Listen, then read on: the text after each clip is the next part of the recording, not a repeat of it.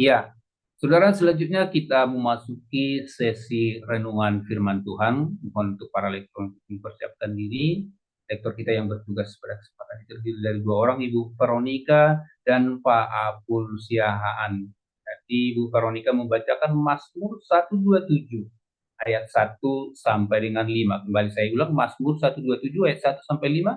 Selanjutnya lektor berikutnya adalah Pak Abul Siahaan nanti membacakan Kolose 3 ayat 1 sampai dengan 25. Kolose 3 ayat 1 sampai dengan 25. Itulah saudara lektor kita pada kesempatan ini. Namun sebelum pembacaan firman Tuhan, kita terlebih dulu doa firman. Kami persilakan Pak Ali Andreas. Mari kita berdoa bersama. Selamat pagi Tuhan Yesus. Kami sebentar lagi fellowship embun pagi ini akan mendengarkan isi firman-Mu yang selalu baru setiap hari. Bukalah hati dan pikiran kami untuk mengerti kekuatan dan kebenaran-Mu. Terangi bagi jalan kami.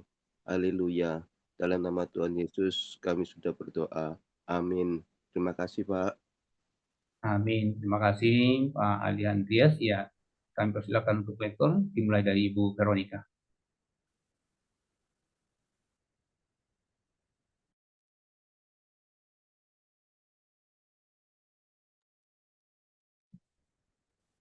Mazmur 127 ayat 1 sampai 5. Nyanyian ziarah Salomo. Jikalau bukan Tuhan yang membangun rumah, sia-sialah usaha orang yang membangunnya. Jikalau bukan Tuhan yang mengawal kota, sia-sialah pengawal berjaga-jaga. Sia-sialah kamu bangun pagi-pagi dan duduk-duduk sampai jauh malam, dan makan roti yang diperoleh dengan susah payah. Sebab ia memberikannya kepada yang dicintainya pada waktu tidur. Sesungguhnya anak-anak lelaki adalah milik pusaka daripada Tuhan, dan buah kandungan adalah suatu upah. Seperti anak-anak panah di tangan pahlawan, demikianlah anak-anak pada masa muda. Berbahagialah orang yang telah membuat penuh tabung panahnya dengan semuanya itu. Ia tidak akan mendapat malu apabila ia berbicara dengan musuh-musuh di pintu gerbang.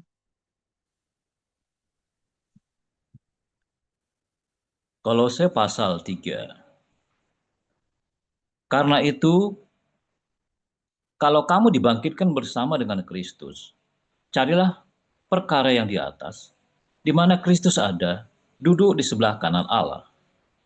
Pikirkanlah perkara yang di atas, bukan yang di bumi. Sebab kamu telah mati dan hidupmu tersembunyi bersama dengan Kristus di dalam Allah. Apabila Kristus, yang adalah hidup kita, menyatakan diri kelak, kamu pun akan menyatakan diri bersama dengan Dia dalam kemuliaan. Karena itu matikanlah dalam dirimu segala sesuatu yang duniawi, yaitu percabulan, kenajisan, hawa nafsu, nafsu jahat, dan juga keserakahan, yang sama dengan penyembahan berhala.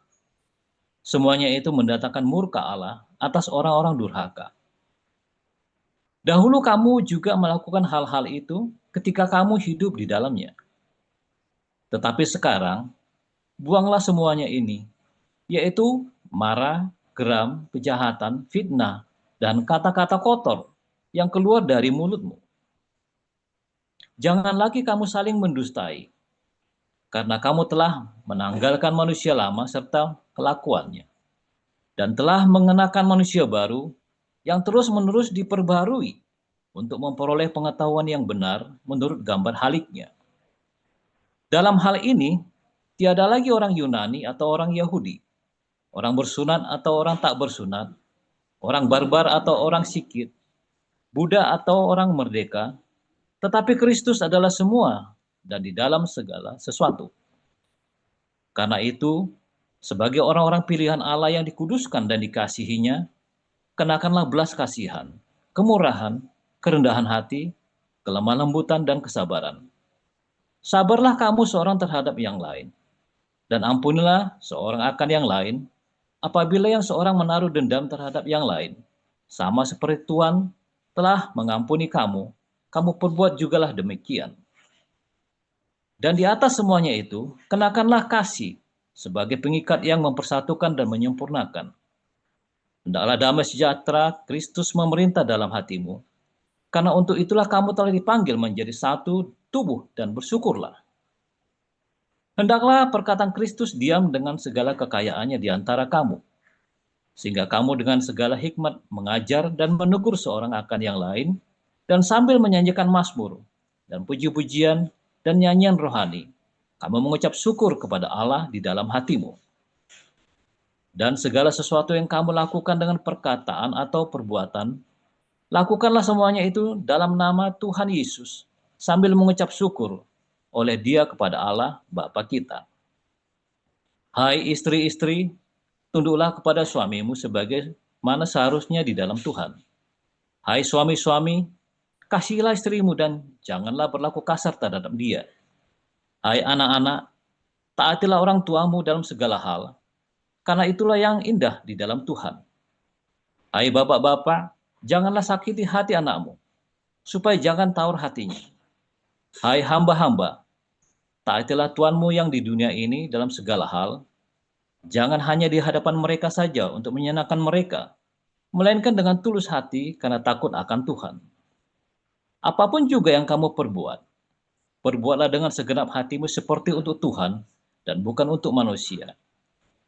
Kamu tahu bahwa dari Tuhanlah kamu akan menerima bagian yang ditentukan bagimu sebagai upah. Kristus adalah Tuhan dan kamu hambanya. Barang siapa berbuat kesalahan, ia akan menanggung kesalahannya itu, karena Tuhan tidak memandang orang. Demikian. Ya, ini pastor sudah masuk Bapak Ibu ya. Kita langsung dengarkan paparan dari beliau, yaitu tentang tema kita pada saat ini adalah itu hormati orang tua. Itulah topik ataupun tema daripada renungan embun pagi pada kesempatan ini, saudara.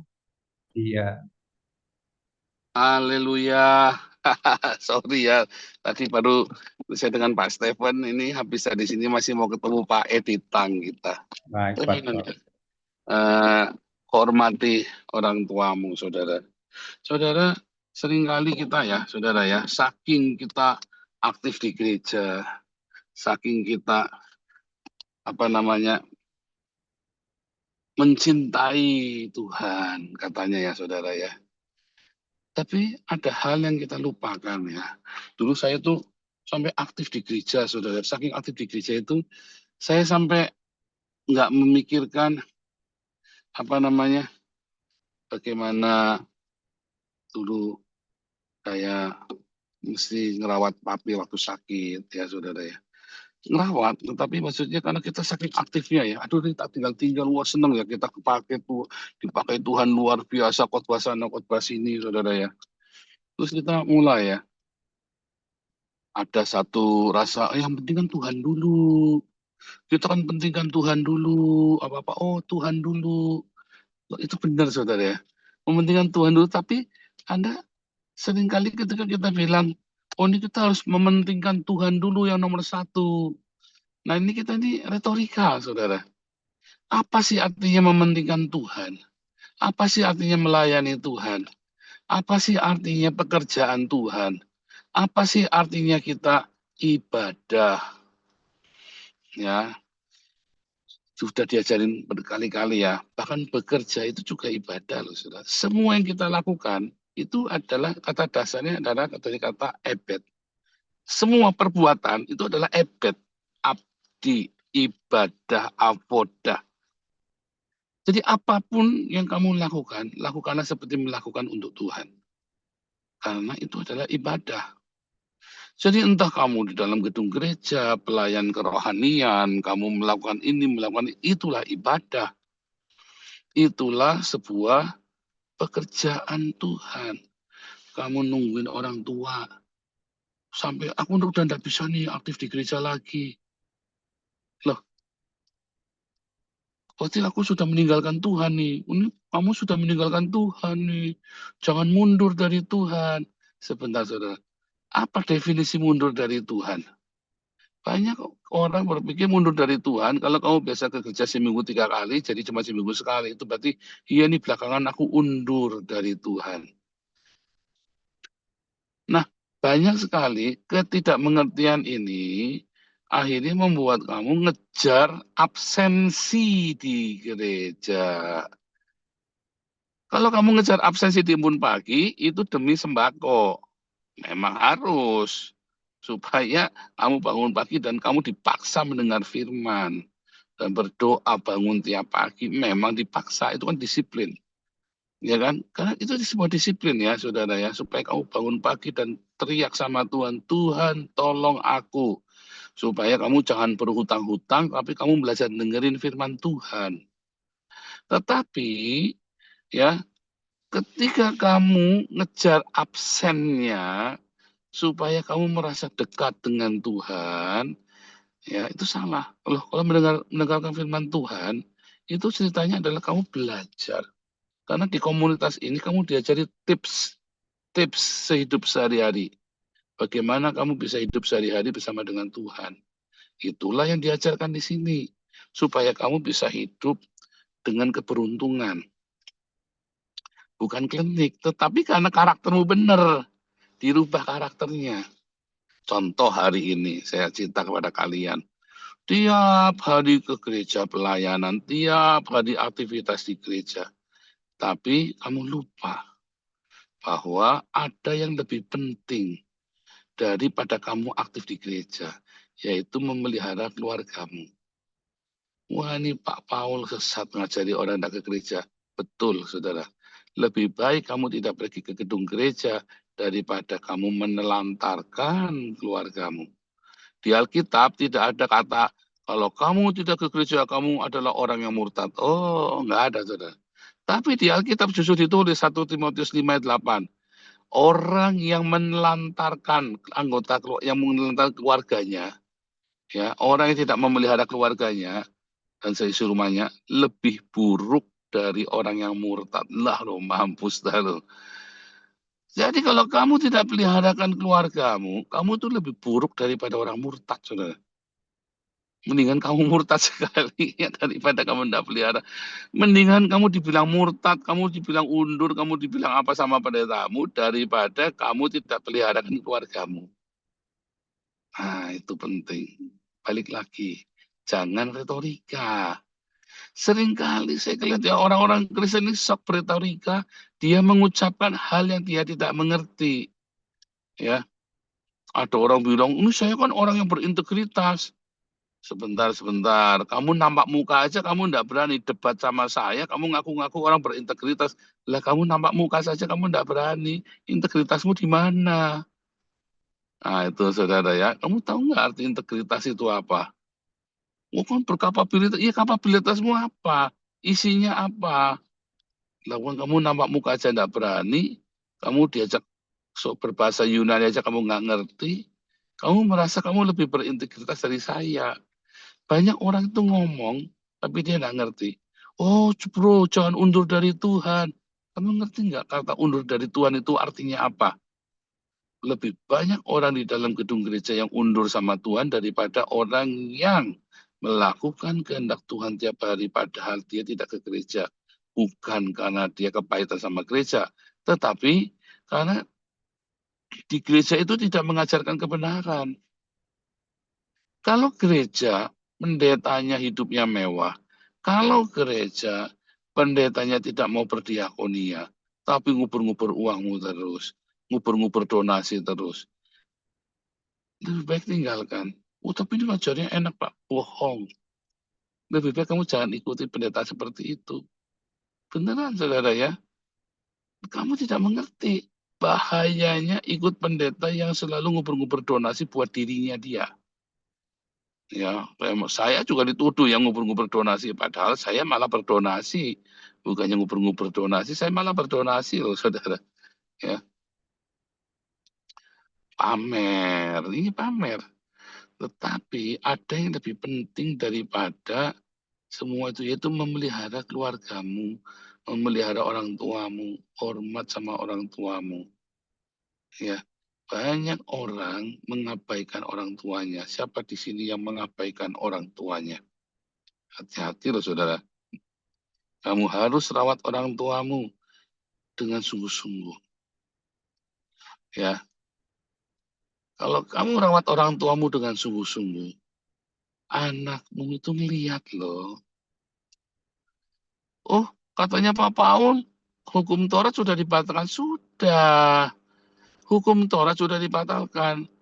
Ya, jangan menyembah Allah lain. Udah dibatalkan. Ya, jangan kamu membuat patung tuangan dan sujud menyembah. Sudah dibatalkan. Ya, jangan menyebut nama Tuhanmu sembarangan. Sudah dibatalkan. Makanya kita bisa bilang Yesus, Yesus, Yehova, Yehova. Karena kita punya kasih karunia untuk menyebut nama Tuhan kita tanpa rasa takut. Ya kan? Tanpa rasa takut. Tapi bukan berarti nggak kurang ajar. Tapi rasa takut maksudnya Anda itu boleh menyebut namanya yang kudus itu, tapi dengan hati yang penuh dengan kesucian. Jadi, hormatilah orang tuamu juga dibatalin. Sudah dibatalin. Tapi dari semua, bahkan mencuri, jangan berzina, jangan berdosa, itu sudah dibatalin semua. Tapi Tuhan Yesus bilang, ya, di dalam perjanjian baru, apapun yang orang ingin perbuat kepada kamu, kamu harus melakukan hal yang sama. Kalau kamu ingin anakmu nanti menghormati kamu, maka kamu harus memberikan hormat kepada orang tuamu. Ini bukan masalah Torah, ini masalahnya ajaran Tuhan Yesus. Apapun ya, kamu ingin orang berbuat kepadamu, kamu harus berbuat yang sama. Kalau kamu ingin anakmu nanti berbuat kebaikan kepadamu di hari tuamu, merawatmu di hari tuamu, maka kamu harus memelihara orang tuamu di rumahmu, saudara. Itu tuh rahasia di dalam berkat. Kalau kamu nggak kepingin anak-anakmu nanti mencampakkanmu, peliharalah orang tuamu di rumahmu. Rawatlah mereka dengan segenap hatimu, dengan penuh cinta. Diopeni yang benar. Ya, saudara ya. Nanti kamu akan beruntung sampai hari tuamu, anakmu nonton kamu merawat orang tuanya dengan sukacita. Jangan sambil ngosok, orang sambil mandiin, orang tuanya geblok-geblok, saudara. Ada ya anak yang saking tidak sabaran, orang tuanya lagi dimandiin, sakit geblok-geblok ya, kasihan ya. Jangan sampai begitu. Hormatilah orang tuamu. Bagaimana cara menghormati orang tua kita? Ya, dengan merawat mereka lahir dan batin, artinya bukan kamu berikan dia kebahagiaan dengan kamu menunjukkan baktimu, tapi juga merawat dengan uangmu. Nah, banyak jemaat lebih sayang sama pendeta daripada sama orang tuanya. Ini salah kaprah. Dosa, dosa, katanya Cupatka ya. Kata Cupatka kayak Tom Samcong ya. Dosa, dosa, dosa. Kalau kamu ya lebih menyayangi pendetamu daripada orang tuamu, maaf saudara, dosa, dosa, dosa. Hati-hati loh saudara ya. Saya kalau ada orang ngasih saya, saya selalu nanya, papa mamamu gimana? Sungguh saudara, saya jangan sampai saya mengambil bagian yang harusnya kau berikan kepada orang tuamu. Saudara paham? Saya ulangi ya. Jangan sampai kita, hamba-hamba Tuhan, mengambil berkat yang seharusnya dipakai untuk merawat orang tuamu, malah saya minta, saya rampok. Hati-hati saudara, itu firman Tuhan sudah mengatakan demikian. Kalau sudah diucapkan, biasanya akan berdampak. Mari saudara kita rawat orang tua kita, handai tolan kita yang ada di rumah kita, terutama orang tua kita. Rawat banyak orang tua kesepian, kelihatannya di dalam hingar-bingar kebaktian, tapi sebenarnya hatinya sepi. Dia membutuhkan pelukan dari anaknya. bukan anak orang. Wah, dia sudah melimpah dengan penuh kan. Tapi di hari tuanya dia ingin anaknya memeluknya. Di hari tuanya dia ingin anaknya duduk di kakinya sambil cerita-cerita ngalur ngidul.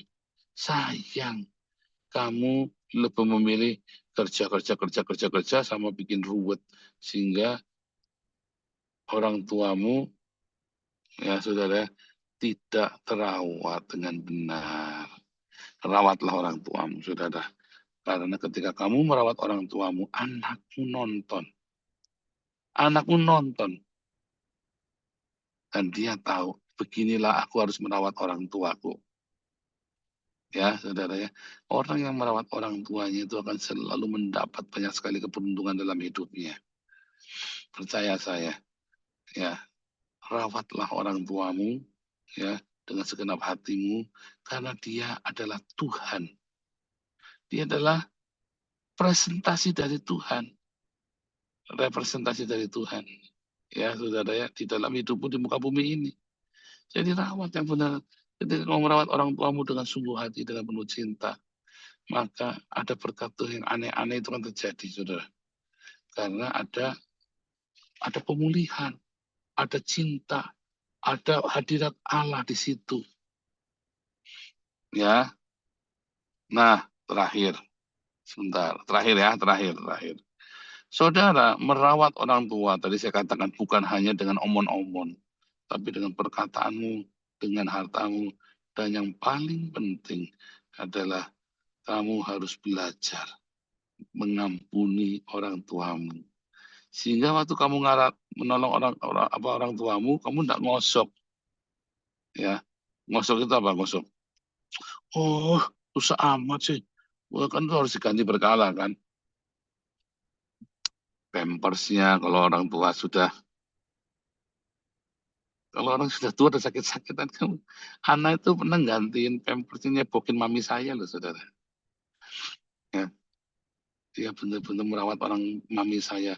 Jadi kita bagi tugas ya, saya kerja, anak yang harus merawat mami sakit. Ya saudara, dan akhirnya apa? Kita selalu beruntung. Orang yang merawat orang tuanya, dia merawat Tuhan, saudara. Orang tua itu kan, ya kan, mewakili Tuhan yang menghadirkanmu, yang dalam tanda kutip, ya kan, menciptakanmu, saudara. Ya kan, menciptakanmu kan. Papa masuk ke mama, terciptalah anak kecil, ya kan. Ya memang Tuhan yang menciptakan. Tapi kalau nggak ada papa mama kan nggak jadi. Maka rawat, saudara ya. Orang Yahudi pun disuruh merawat orang tuanya. Anak-anak Kristen disuruh merawat orang tuanya. Karena itu sangat penting. Ketika kamu lakukan itu turun-temurun, maka yang ada berkat. Ayo kita rawat orang tua kita. Ayo kita cintai orang tua kita. Kalau ada yang salah, ampuni. Kalau ada yang kurang pas, ya sudah, biarin saja, jangan diungkit-ungkit. Yang penting kita punya kesempatan untuk menunjukkan kepada orang tua kita, aku mengasihimu dan aku merawatmu, dan anak-anak melihat dengan mata kepalanya sendiri. Maka ada berkat surgawi di sana. Amin.